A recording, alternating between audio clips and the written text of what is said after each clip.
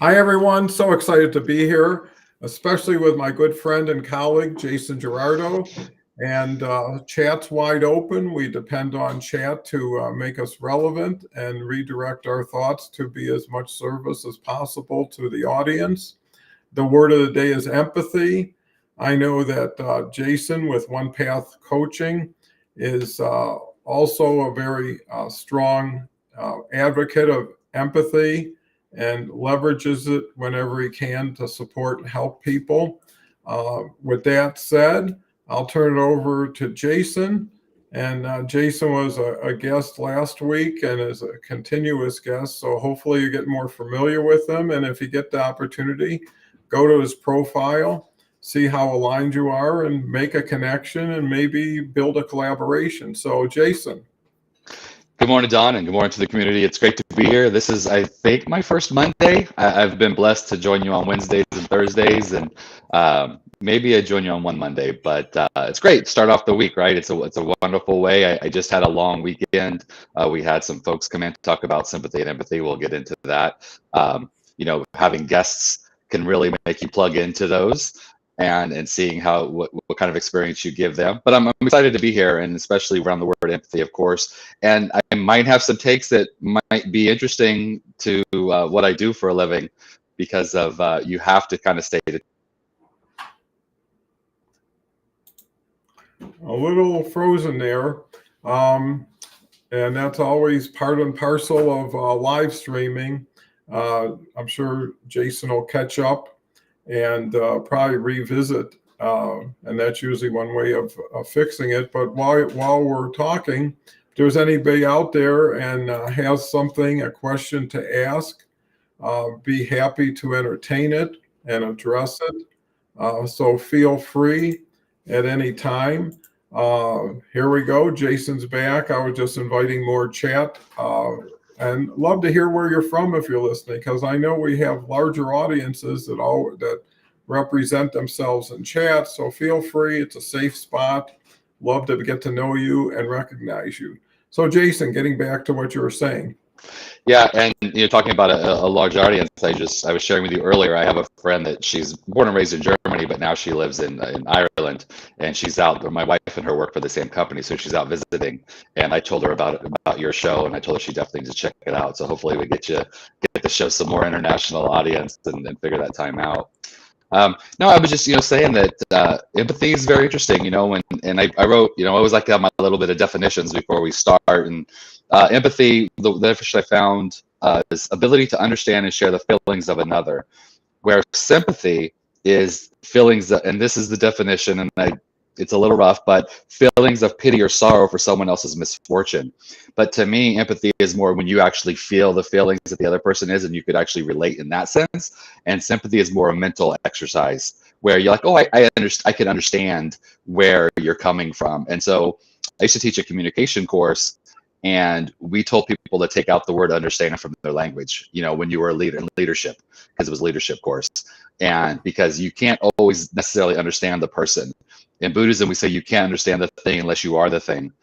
So people have to truly, you have to be in their shoes to definitely understand what they do. So most of us sympathize, but empathy is a little bit deeper. Yeah, I can really appreciate that distinction because it seems the difference is connecting in a, let's say, balanced, equal way, where sympathy is more providing something to somebody who is in a different position that you might be able to elevate, either in attitude or direction or something. It's almost like picking somebody up, sympathy, and sharing your thoughts and feelings. And empathy is more, again, connecting in a direct way. Usually, what goes with it is, I know what you're feeling. I felt the same way. And that's a way of empathizing. And then usually coming back and here's what I learned, here's what I found. Right. That might be instrumental in helping somebody. So words have power, how we use them, who we use them with, and what they can do to create a stronger benefit to the people you're surrounded by. Yeah. And I think empathy also builds your attraction to people because they know you really care and are willing to go out of your way to help them. And I guess sympathy has a lot of those same elements. Carrie's with us early today. What do you call a chicken that specializes in karate? Chuck wing. I guess that's something that might go with Chuck Norris. I don't know. One thing about jokes that are a little cryptic, you get to fill in the blanks and the meanings. Right. So thank you, Carrie, for starting to show off with some levity. Look who's here, my good buddy, Harvey. Hi, Don, Jason. Good to be here with you today. Jason reminds me of that joke, if you should always walk a mile in another man's shoes, that way you are a mile away when he realizes you have stolen your shoes. Well, uh-oh, Carrie, we got competition here this morning. Thank you so much, Harvey. I want to promote Harvey every time I get an opportunity. Harvey's show follows my show tomorrow, and it's the franchise show. Harvey's also launched the franchise brand story show on Thursdays. Love to see the quality guests that Harvey brings on, but mostly Harvey does a lot for a lot of people. Does his Sunday post every week to help people who are out of work find work. He's been doing it since I've known him, which is over a year now, and just incredibly proud of Harvey and the progress he's making, but more excited about the progress we'll all be making together. Harvey's in my cohort group, just been a great contributor and a fabulous guy. So just like I mentioned with Jason, you have an opportunity. This is a golden opportunity to get to know Harvey a little bit better and what he does. And if there's some alignment, I know Harvey's always open to helping people and adding new conversations to his activities. So thank you, Harvey. Want to mention that Carl's show is tomorrow that precedes my show. It's a funding show that's been going on for about 4, 5, 6 months now. And also is now adding a Thursday show that's going to precede my show at 8 a.m. Mountain Time, which is about 10 a.m. Eastern Time. And he'll be bringing in a group that he's working with that are helping communities, help them in development and expansion, especially communities in need. And I think we're talking about probably West Baltimore when it launches is going to be the first place. So he's going to bring 5 people on who are part of his collaboration and continue to build with them. So very excited how we can take this show and apply it to other opportunities in different formats. And I'm going to be heavily involved in that too. Carrie says, hello, Harvey. And thanks for that joke. Now that we have to walk back that mile. And then Carrie comes back. Donna was referring to Chuck Norris with the chicken cry. I got it right. That's great. Actually, just got a message from Omar M., another gentleman you should get to know, very well connected on LinkedIn, but also doing some really fun and exciting things with Zoom Party. Actually, now is organizing a singing contest and asked me to be a judge. So it's great to have different kinds of roles. I'm so happy when I started reading it. And he says, I'm having a singing contest. I hope it wasn't Would You Like to Sing? I think I can listen better than sing and judge a little bit better than that too. So save me from that. Harvey comes back with, thank you, Don. You're a gentleman. And hey, Carrie, good to be here with you. Yeah, just a fabulous guy. I can't talk enough about all these people I'm working with. And the common thread they all have is they have empathy, but they have a good sharing, caring heart, and somebody that you can really feel comfortable talking with and working with. So getting back, look like we have a little bit of activity here with comments. Mm-hmm. And getting back to Jason. So, when was it that you started realizing how valuable empathy could be? So my journey has been that, so I'm a healer. That's what I do, and that's what I am. And my company is One Path Coaching, but truly I'm switching my name to One Path Healing, stepping fully into who I am. So I've already been, I don't consider myself what some people say an empath. I don't consider myself that way, but I've always been very sensitive to that. So from a very young age, I've always felt other people's emotions. I've always projected emotions too. So it's been kind of reciprocal. So for me, it's been a lifelong journey. And the challenge is, and this is what I was going to talk a little bit about earlier about some of the, I don't know if I cut out or not, but saying that some of my opinions might be different than what you would expect, is that in the world that I live in, helping people with their mental health, there's times when you can be sympathetic or need to be sympathetic and not empathetic. Because can you imagine if I'm sitting in front of a client and I'm trying to help them process something and they're really in it, and it's very emotional. People's lives are changing and things of that nature. And if someone's sitting there and they're upset and maybe they're crying and they're really in it, and if I plug into that and then I get upset and I start crying and then we're crying together, and change isn't going to happen at that point. So it's not being cold, but it's about being able to understand the time and the place in that role. Of course, there's always a place for empathy. There's always a place to feel what the other person is feeling, and to truly, is that saying that I have on my tagline on my email and I've shared with you guys before, is, just be another soul looking at another soul at that point. There's a time for that, but there's also a time that you have to kind of disconnect from it. And so that's been my journey, is I've always been very connected, and I've had to learn when to not connect, when to allow myself to step back, to catch my breath and say, okay, what's best for this interaction? Okay, I think that makes a lot of sense. And I can truly relate to that. The more I hear what Jason's saying and tying into the audience, empathy is really a lot about being there first, listening second, and then offering advice last. Right.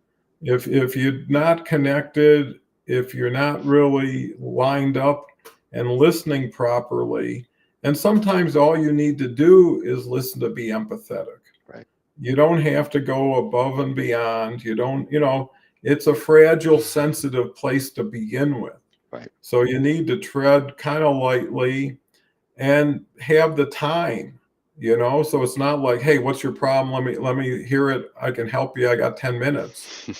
It's really kind of distracting in a positive way, because it's situational, where there's times in people's day or life that things just aren't working out, and they're starting to feel in a way that's not that comfortable. And a lot of people are used to having it their way or being successful. And when they get a brush with major disappointment or situations where sometimes they had control over it, sometimes they didn't, they're not used to responding to it. And having somebody that you can just call up or get together with. And that's where a lot of support groups come in. Right. You can't always find that person, but you can find people like you who are in the same situation trying to work through it. And just like we do here, it's a lot easier lesson to learn from somebody else's situation and apply to yours than have to go through. And other people's situation may help you acknowledge something earlier, not be so down on it, and also give you ways to help others. And I think, whenever you're involved in something or with somebody bigger than your situation, you tend to forget about your situation. Yeah. What do they say? Idle time is the work of the devil, or something like that. And I think getting your mind off of things, getting out of wherever you are, which could be as easy as walking out your door and coming back in 20 minutes, taking a break from the action, because you're never going to really separate from yourself. So you can't escape you and what you're doing, but you can put yourself in different circumstances, situations. I know, counseling, coaching is available. Mm-hmm. A lot of times people's churches or social groups can be a big benefit to them, because people are people. Everybody's going to have situations, The key is not to avoid them, but learn how to deal with them and learn how to deal with other people with them, because now you're not alone, and loneliness can really be a counterproductive situation to be in. So looks like, especially in these dynamic, changing times, empathy is something that's more needed than ever, especially since people have gotten more isolated and insulated with being online, and the inability to distinguish between, is this real or is this AI? So empathy used to be, you saw a person, you knew it was somebody. Now you might not. So Jason, going through these new ways of doing and being, how can one elevate empathy to a higher level of benefit? That's a big meatball. That's a big question. And one of the things I want to mention about what you had just said, talked about being lonely, and loneliness doesn't mean necessarily being alone, because you can be lonely in a room full of people. And when you're alone, you don't have to be lonely too. So that leads into what I'm going to talk about: mindset. How do you look at it? How do you think of it? So how do you see, the word that keeps coming up for me around empathy is compassion. And compassion, as they say in Buddhism, compassion is a verb. So you recognize it, but then can you do something, take right action to help change it? I'm kind of jumping around, but I wanted to mention, though, that's what I love about this community.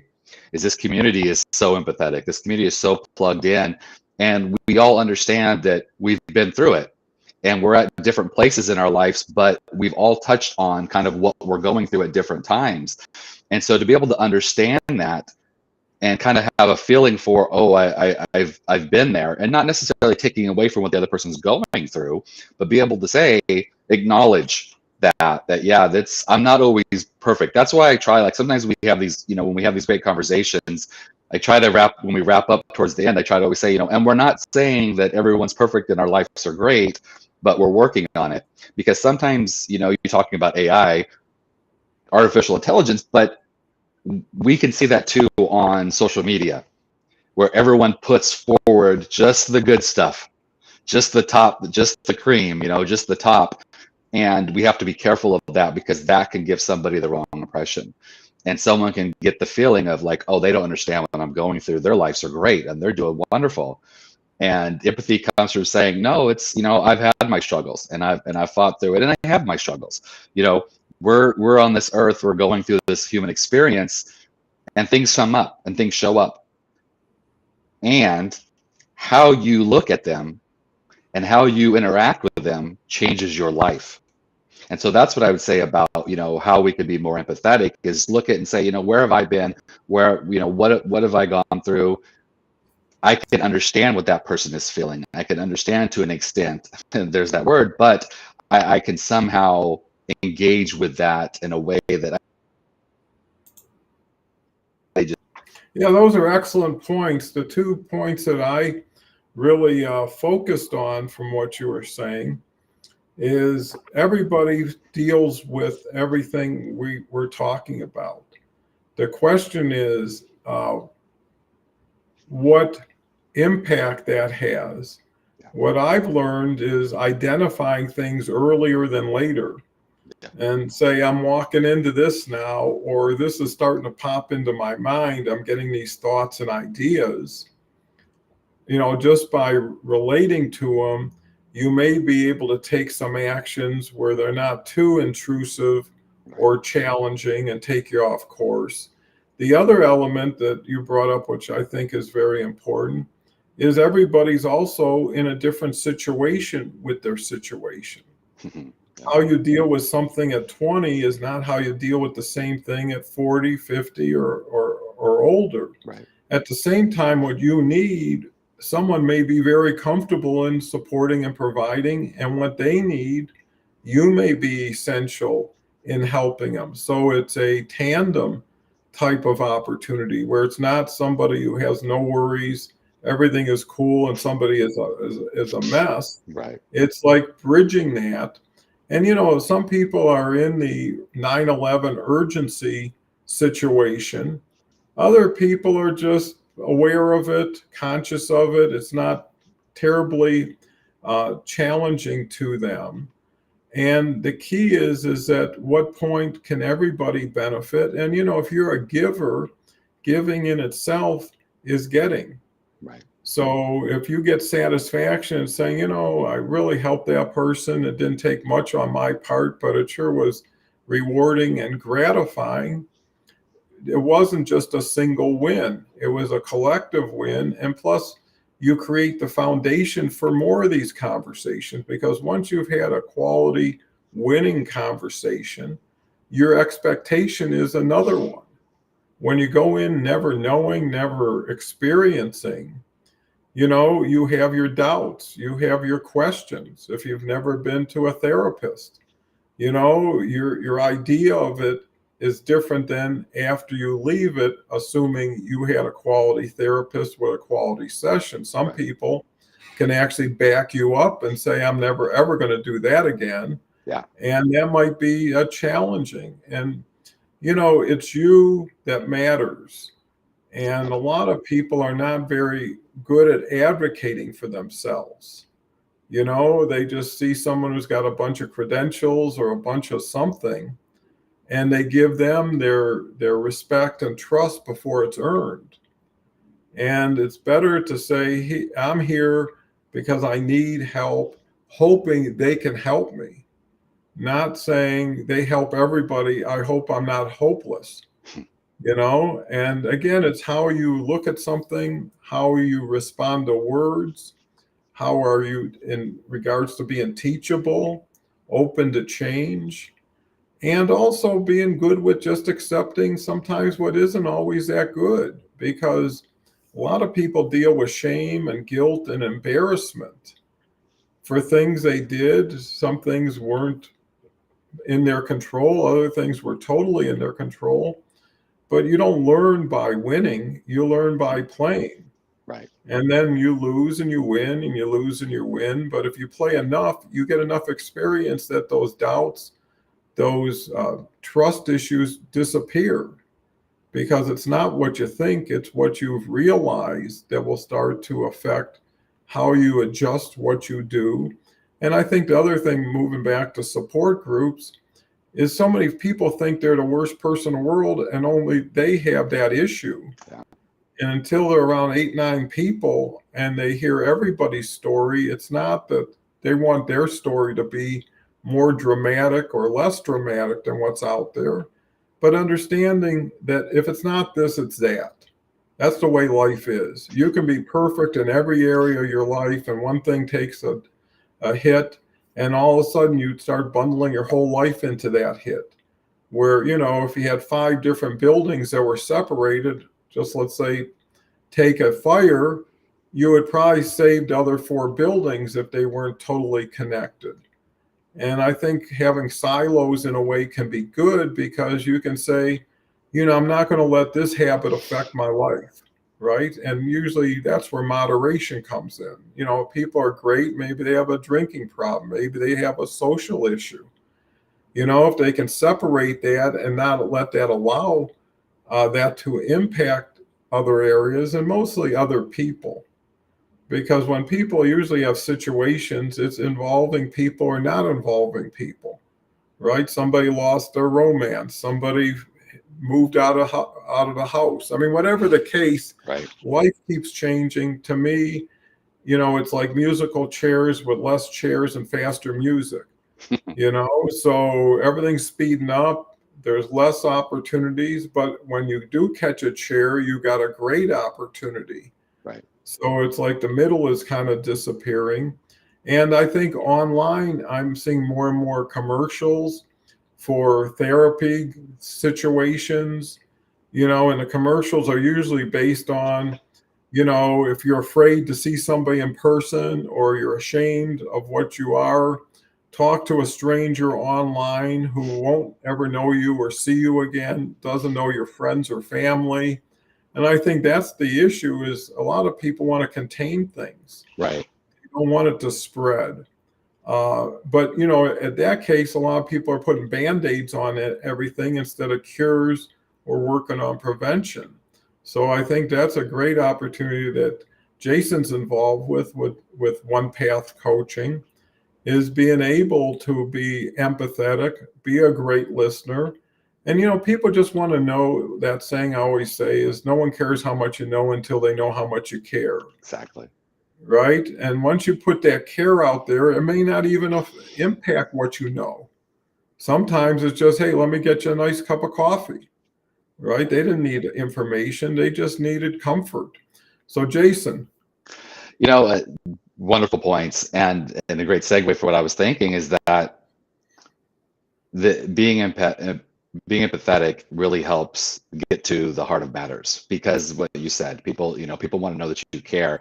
The term that's hopefully it's going away, and it seems to be going away, but that we hear a lot in the social media realms is influencer, and that drives me nuts, and or people talk about their followers. I know it's the language of the times, but it's just challenging because it's like we're all in this together. And if to me, it's like I'm talking at people, not with people. And I think empathy really helps you be able to talk with people and people to know that you're talking with them. And it opens the door. I talk to people all the time, of course, about this kind of stuff. And it's like, people want to know that you're not just in there for your reasons, or whether it's money or business or just to talk about what you talk about. They want to know that you're actually invested in them. And that's very important. And it's not, well, let me act like I'm invested in them. It's like you truly have to be invested in them, because that's how you're going to get the greatest results. And that's like, once again, this community, these LinkedIn lives, this community cares about each other. I have as many conversations offline with the people connected to this community as I do online here. And it's everyone's so giving and everyone cares.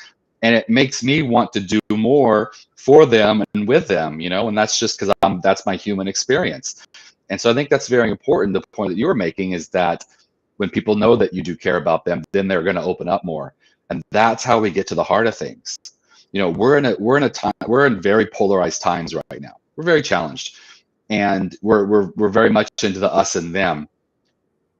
But when it gets right down to it, if you take the time and you ask yourself, well, why does the person feel the way that they do, which in this case would be opposite of how you feel, or way different than you feel?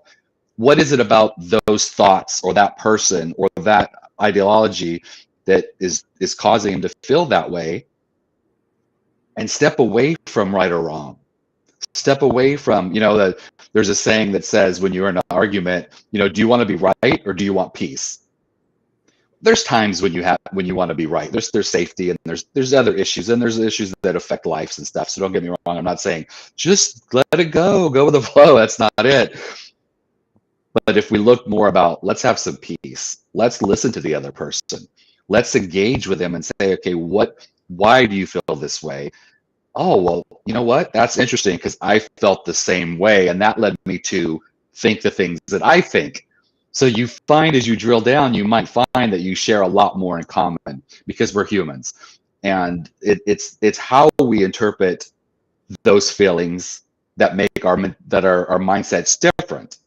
But if you take the time to say, wait a minute, I am like you, because I am going through those similar things. I'm just taking it in a different direction. We would have some amazing conversations, and I think we would find out that we have a lot more in common than we do not in common.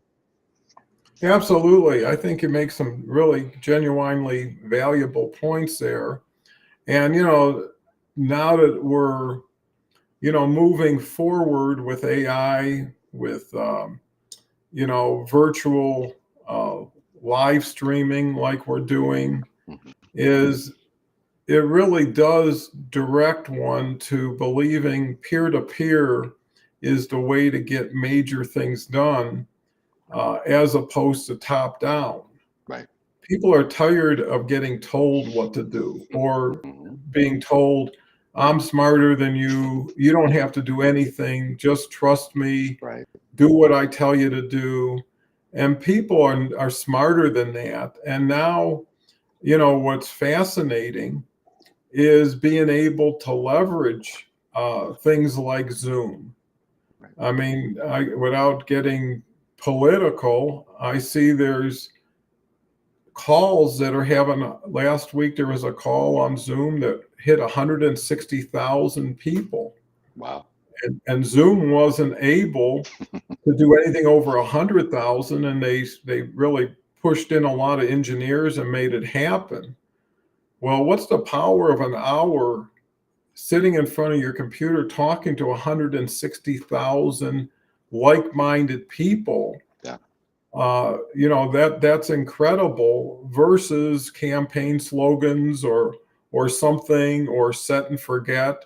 And that applies to everything, is how do you aggregate, how do you leverage, and more importantly, how do you motivate towards positive activity? The other thing is there are so many negative messages, you don't have to look for them, they find you, right? But if you can generate a positive message over time, create a distinction of being that kind of person over time, then you've actually validated yourself. Because, like, I mean, I've done 800 shows. I think I haven't really wavered in certain things. I never ever do anything to make anybody feel or look worse. I've always been an advocate of not saying I disagree, because no one asked the person whether you agreed or not. And the second thing is, Yeah. you don't know enough, and what you've just done is started by turning somebody off who might have been turned on, that you now disagree with, and setting yourself up to be the person who judges.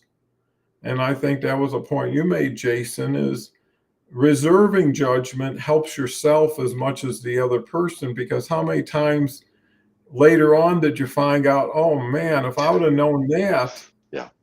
I would have never said that. And why did I even want to take the chance when it was just a sentence or a word that could have been replaced with anything or nothing? So, it's really, how do you use brevity to say, hey, here's the essence. Right. I love when Jason has all these sayings and things one can relate to, because they're usually from people who are revered and well respected. In the past, great statesmen, great spiritual leaders have come out with things they've worked their whole life to really build and appreciate, but also get out there and get other people involved. And I think it's really that trust factor, which actually tomorrow is going to be the word of the day with Beverly Glazer and Lance A. Slayton. And that's really focused on women's empowerment. So yeah, I think it's so key to be careful, because words have power and they have meaning, and you can't unring a bell. Once you've said it, and there's times where a whole family got split because of one word, maybe around a Thanksgiving table or a Christmas dinner or whatever, and a person might not have been in the right position, but it's too late. At the same time, when people jump on a word or a sentence, it's probably been building up for a long time. When someone gets excommunicated, Right. it was usually the straw that broke the camel's back. But I think that's where listening comes in, and giving questions before giving answers. It's so much easier to say, Uncle Bill, that was really unsettling what you said. Did you realize what you said and what it meant to other people? And maybe the person will say, absolutely, that was my intent. Well, that's great, because now we got it out in the open. Right. And it is what it is. Versus, thanks for correcting me, I never meant it that way. Or you say something that is a culturally challenging thing. You say a word that has different meanings in different languages and different cultures. And a lot of people are maybe too polite or nice to say, by the way, that means this in my country. And I'm just giving you an example, but people in different parts of this country have different cultural instincts and sensitivities.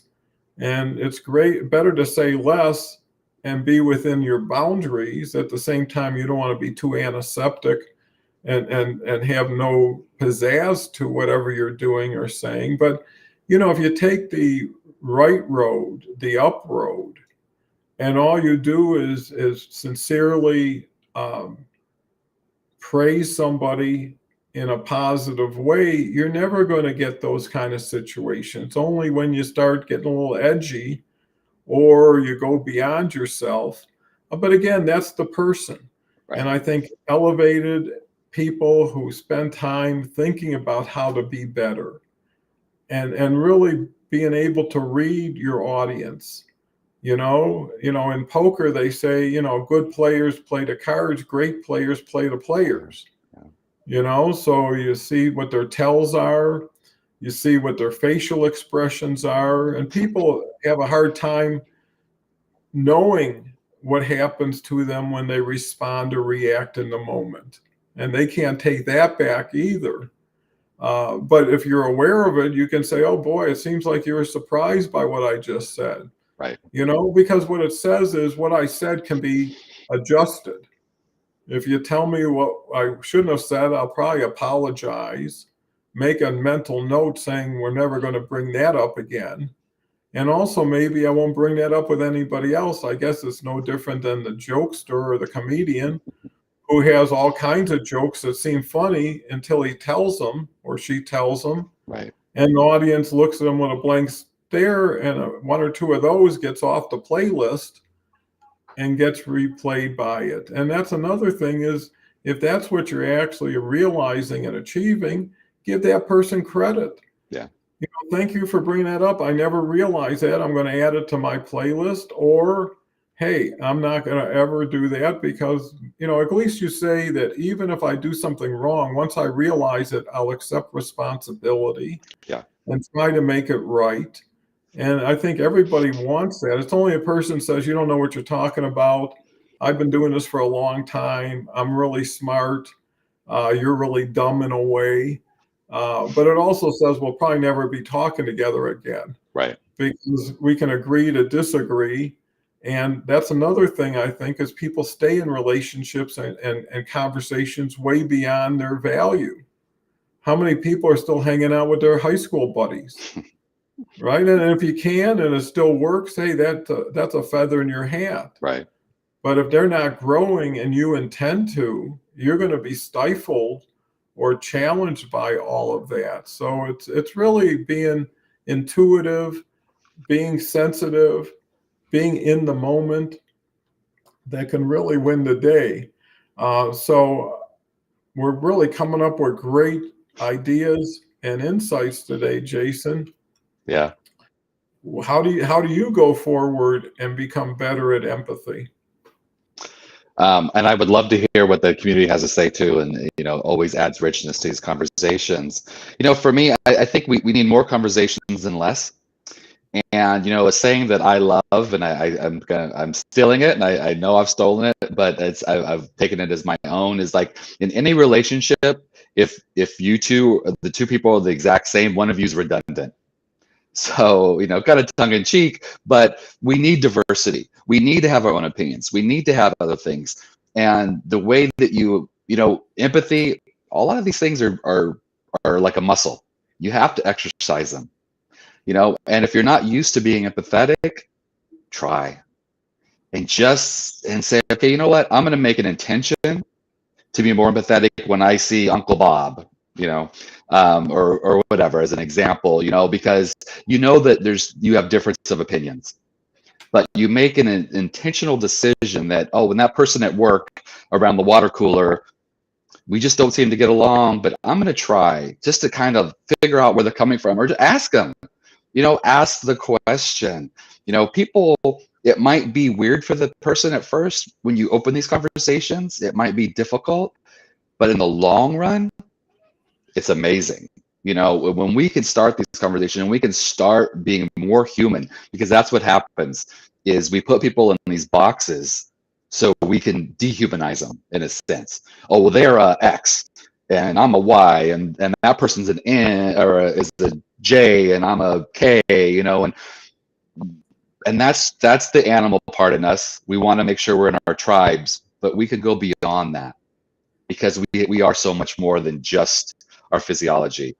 and say, how can I respond to this person? How can I engage with this person in a way that'll make at least my life better?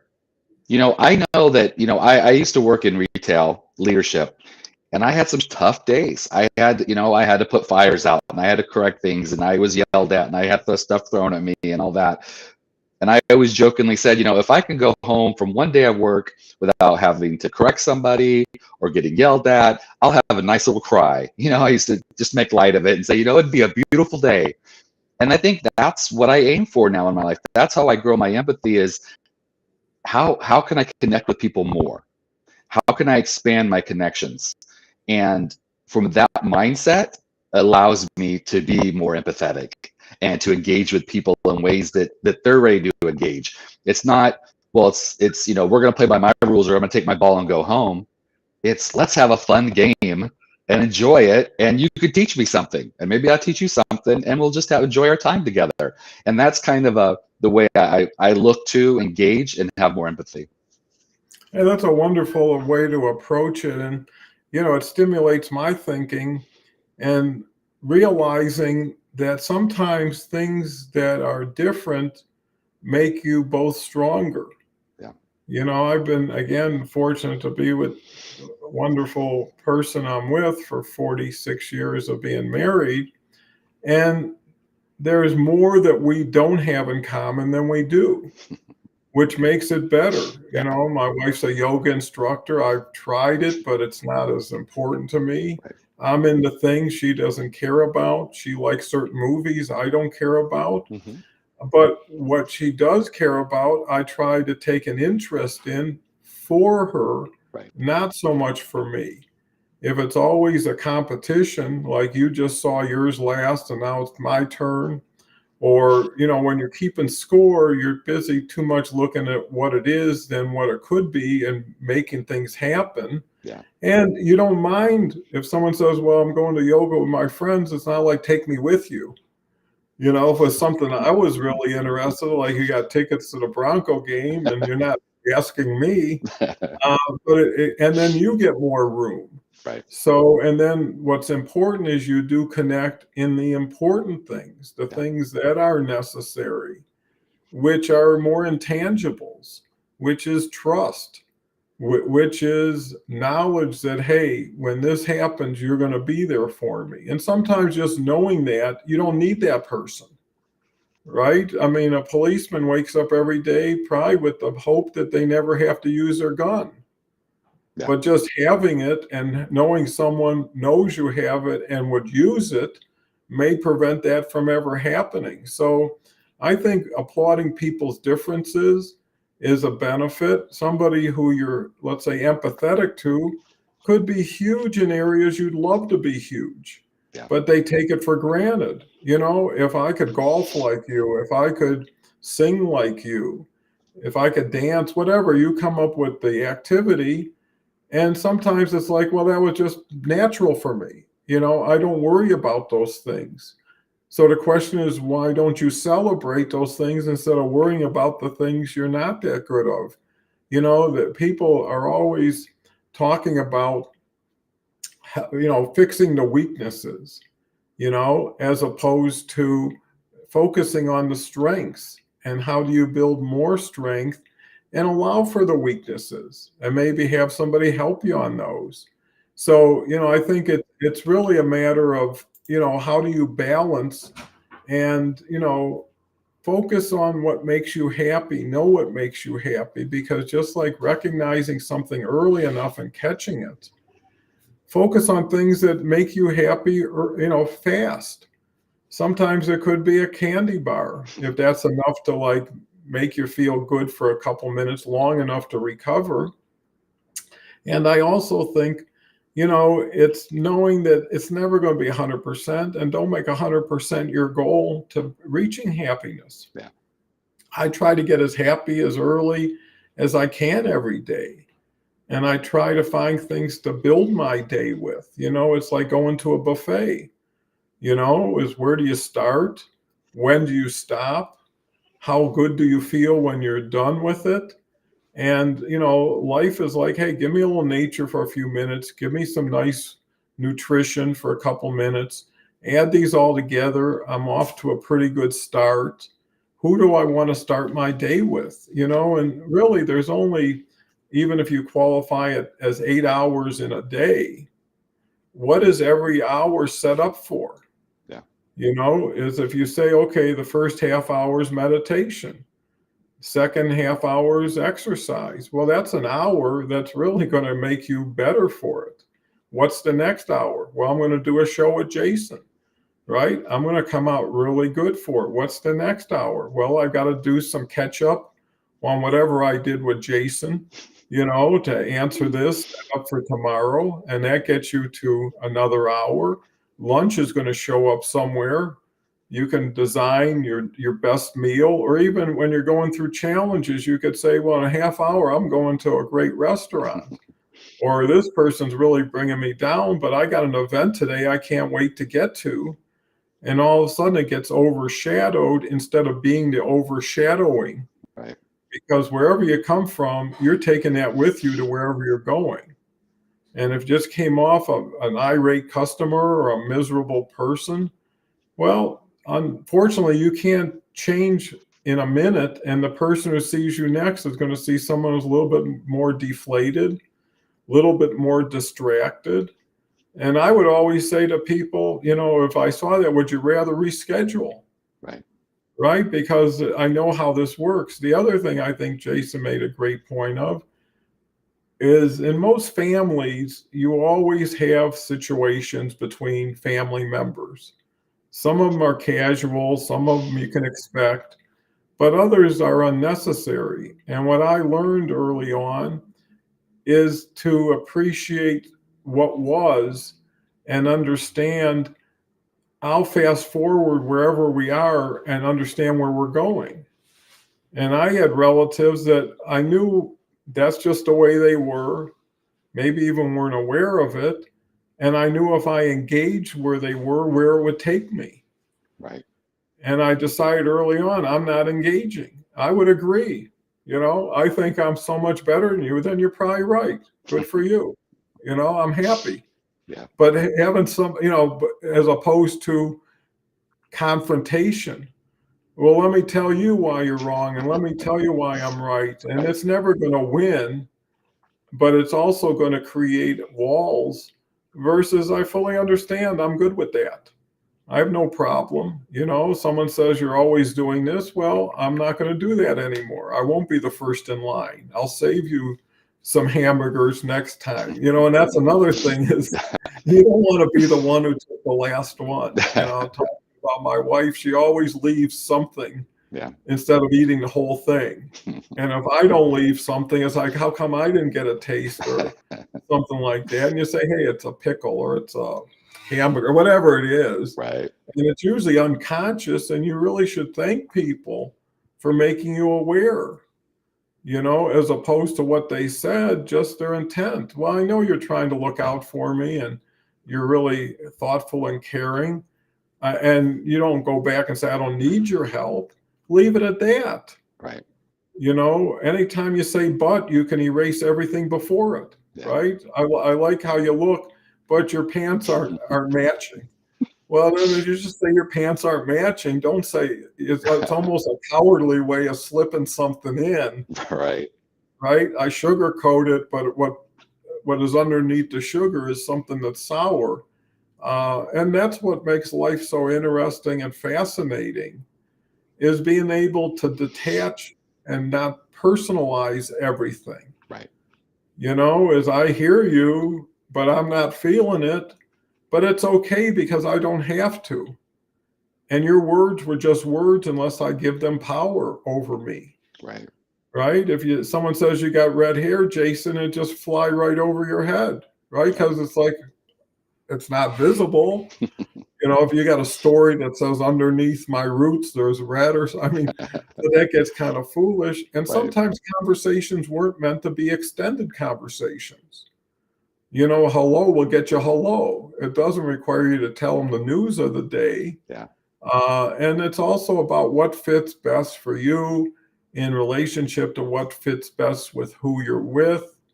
you'll do something privately or independently that you probably won't do collectively, right? Because it probably wouldn't show respect or consideration. And anything you've got a lot of experience at, you don't need anymore. But someone who has no experience needs more help, Yeah. to get up on in the saddle, to learn how to be comfortable. And it's easy if you allow it to be easy. If you fight every battle as if it's your last, you're going to get worn out. You're going to get battle weary versus like, hey, I'm fresh as a daisy, clean as a whistle, ready to go. Yeah. And sometimes you just feel good about feeling good and looking good. Sometimes you look at the mirror and say, man, I am so happy to be part of your life. And, sometimes you got to be that other person within the person. Yeah. Sometimes you got to give yourself credit when no one's around and say, don't worry about it. It'll be okay. And if it's not, we'll figure something out. But don't pass forward the fear into the present. If you can integrate the hope and say it was only a day, it was only a situation, Right. it was a chapter in my life, it wasn't my book. Those are things that you can be empathetic to yourself. Mm-hmm. Like they always say, if you can't be true to yourself, you can't ever be true to anybody else. So everything has reverberations, everything has currents. Even when I used to go to Florida every year, my mother had a little place down there near the ocean. And, when you'd always see cross currents, or what do they call that, tides or whatever.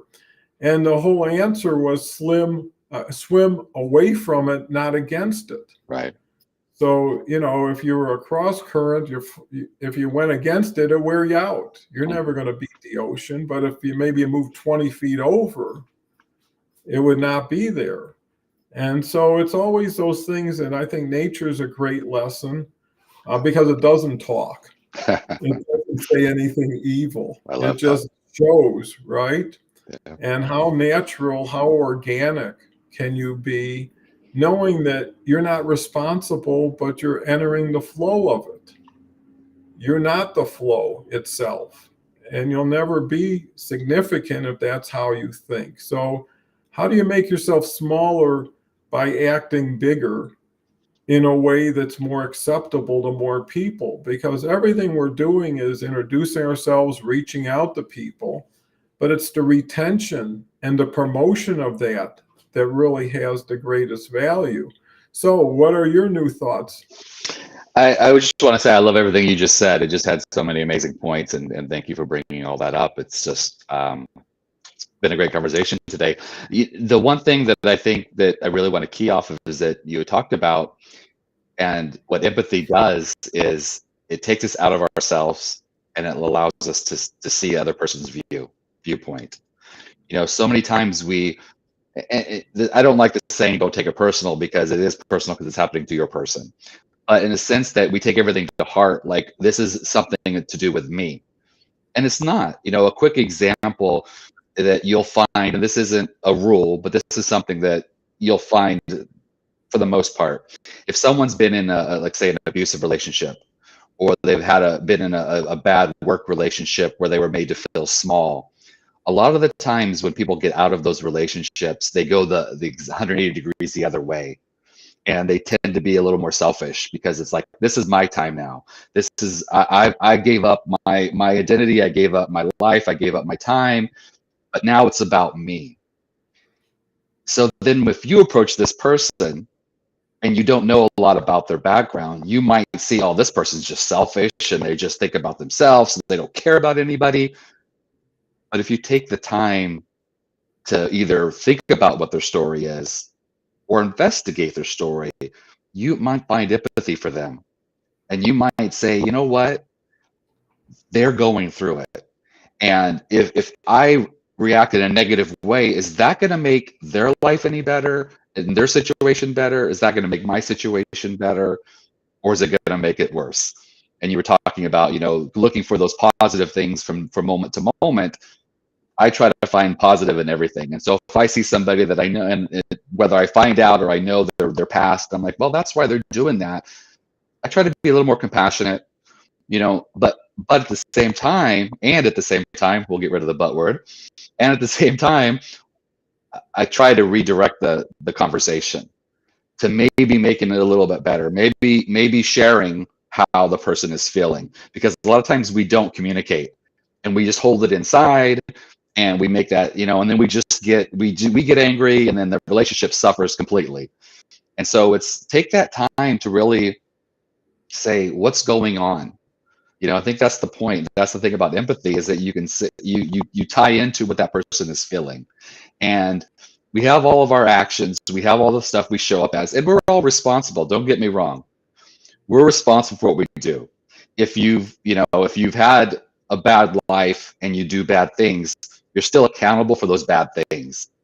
But I can look at, well, I can see how that would have shown up, and I wish they could get support for that to help them deal with those things from their past. However, the actions still have repercussions. That's what I really want to talk about. I want to put that out there, because I'm a true believer in that. But you could do it with empathy as well. You can say, well, what do this person really need?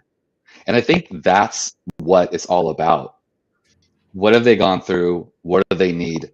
How can I help? Yeah, I think you cover a lot of bases there that are important, because what it comes to mind is most things are situational and conditional. Yeah. If you're talking to a 6-year-old, you want to meet them at their level as a 6-year-old. If you're talking to a 90-year-old, you want to meet them at that level as a 90-year-old. They have different understandings, different needs. And, so how do you meet people where they're at to start where you want to go, as opposed to saying, come to where I'm at because I've already arrived? Well, you didn't arrive just in a moment. Yeah. It took you a journey to get there, and your journey never ends. You're never there forever, whatever it is. You're never a winner forever. And Olympics, now that we're into it, is a great example of perseverance, of sacrifice, of training, of hard work for a minute. Maybe someone, one dive on the diving board could be 15 seconds that took 4 years to prepare for. Right. And that's the only time you're going to get it, maybe. And life is not the Olympics, but in a lot of ways it maybe you get one chance to make a first impression. You get the ability to really put thought into what you do before you do it. Your ability to be proactive instead of reactive, creating more opportunities instead of trying to fix old ones. It's when do you move on? How do you move on? Who do you move on with? And that's where empathy can be a great calling card. If you lead with it, you're going to be in a much better position than someone who doesn't integrate it at all or uses it poorly. Right. So, everybody's got a tool chest, understanding which tool do they pull out, what application do they leverage it. But just like tools, safety is a concern. Someone who's not paying attention could get hurt. Someone who doesn't read the directions of a tool may not understand how to make it, better for its use, but also the longevity of it. I know people, as soon as they're done with their tools, they clean them off, they put them in their proper place, and they spend a lot of time making sure they know where everything is, because the last thing you want to know with any tool, whether it's out of your toolbox or out of your mind, is this proper? Is this appropriate? Do you take a sledgehammer when all you needed was something that could tap something lightly in?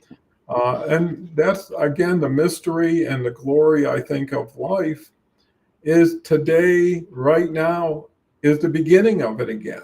Yeah. Right? You can close the book on whatever has happened, and you should, because it's never going to change. You might change your feelings about it, but if you broke a glass a week ago, it's still broken today. Right. And why go back anyways? Use the past to build for the future. And I think over time, people get a little bit here, a little bit there, and that's enough, because you don't know if they're a 93% home and this was the 7% that sealed the deal. Right. You were the person that might have changed their mind towards doing something that could have been very negative and maybe long term, or shifting from something that has been negative and long term, like a bad habit or a bad relationship. When you're sick and tired of being sick and tired, things start to change. Yeah. And some people have to get to that point because they've learned how to live comfortably uncomfortable. Yeah. They've learned how to adjust and accommodate it, but also, leading lives of quiet desperation. Yeah. And if life was forever and you had the luxury of killing years and wasting time, well, maybe that might qualify, but you don't. Nobody's guaranteed tomorrow. And, they say live every day like it's your last, because one day it will be.